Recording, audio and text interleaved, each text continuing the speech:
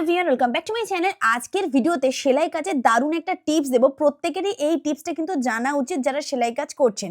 তো আমরা অনেক সময় কি করি দেখবেন, আমরা লাইলিন পার্ট আর মেন পার্ট সেলাই করে কোমর পট্টির কাছে কিন্তু কোনো পট্টি না বসিয়ে উল্টে সেলাই করে দিই। এটা কিন্তু এইভাবে করলে না অত ভালো ফিনিশিং হয় না, আর অনেক সময় গুটিয়ে যায়, কুঁচকে যায়, কারণ একদমই পাতলা কাপড়ে যখন লাইলিন দিয়ে সেলাই করে উল্টে দেওয়া হয়, ফিনিশিং তো হয়ে যায় কিন্তু প্রপার ফিনিশিং হয় না। তো তার জন্য এই টিপসটা আপনারা কাজে লাগাবেন। 2 ইঞ্চি থেকে 2.5 ইঞ্চির চওড়া একটা পট্টি রেডি করবেন, আর এটা হচ্ছে কাপড়ের সোজা সাইড, মানে মনে করুন লাইলিনের এটা সোজা সাইড। সোজা সাইডের ওপরে কিন্তু আমরা যে পট্টিটা বসাবো সেটা উল্টো সাইড সোজার ওপরে বসিয়ে এখানে প্রথমে সেলাই করে দিতে হবে। জাস্ট হালকা 2 সুত করে গ্যাপিং দিয়ে প্রথমে নিচটাকে সেলাই করে দেবেন, আর অবশ্যই এবারে মাথার ওপর থেকে এরকম ডবল ফোল্ড করে এখানে এটা সেলাই করব।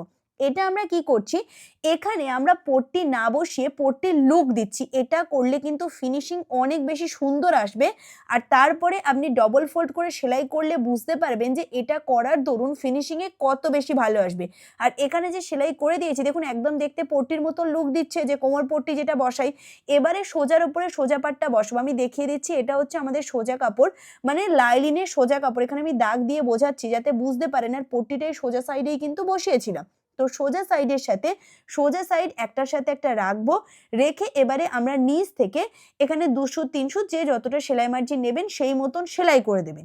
এটা করলে একবার আপনারা করে দেখুন, ফিনিশিং এক্সট্রিম লেভেলের ভালো আসবে, আর কোমর পট্টির কাছেও না একটা সুন্দর স্ট্রং ব্যাপার আসবে। এখান থেকে এবারে চাপ সেলাই দিয়ে নেব যাতে মজবুত হয় জিনিসটা আর পিছনে চলে যায়। ব্যাস, পিছনে চলে গেছে, দেখতে দেখুন যেন মনে হয় আমি পট্টি বসিয়েছি। এখানে কোনো হেমেরও প্রয়োজন পড়বে না। আর এটা করলে এক্সট্রা ফিনিশিং যেটা আসবে, কোমরের কাছে না একটু মোটা হবে, উল্টে যাবে না, ফিনিশিং অনেক বেশি সুন্দর আসে। তো নরমালি মেন কাপড়, লাইলিন কাপড় একটার সাথে একটা রেখে সেলাই করে উল্টে না দিয়ে একবার এইভাবে করে দেখুন, এতে এক্সট্রিম লেভেলের ফিনিশিং আসবে, আর কাজের কিন্তু অনেক সুন্দর একটা লুক আসবে। ব্যাস, পুরো পার্ট রেডি হওয়ার পরে এক্সট্রা কাপড়গুলো কেটে দিয়েছি।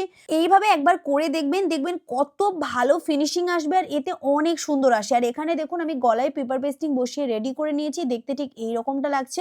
যদি ভিডিও ভালো লাগে লাইক করবেন, চ্যানেলকে সাবস্ক্রাইব করতে একদমই